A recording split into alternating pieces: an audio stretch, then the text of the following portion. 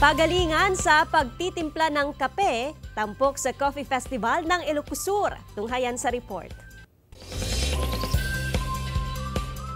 Amoy pa lang magigising ka na sa bango ng mga timplang kape sa ginanap na Coffee Festival sa Ilocosur.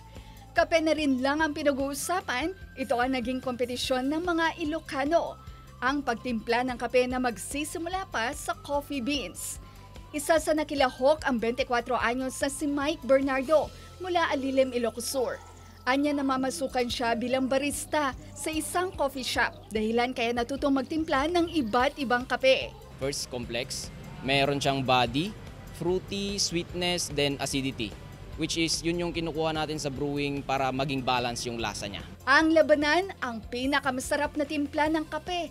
Si Mike pasok agad sa finals.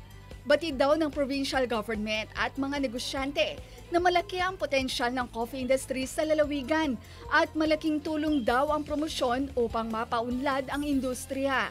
Actually, malaki ang potensyal ng Robusta. Hindi lang dito sa Ilocos, sa ibang pang region ng Pilipinas.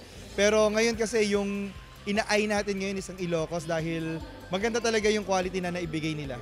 Ang upland municipalities gaya ng Gregorio del Pilar at Sigay ang producer ng kape sa Ilocosur na makaulit na rin ginawaran ng parangal na may pinakamagandang kalidad ng kape sa buong bansa. Ivy Hernando para sa Mornings with GMA Regional TV.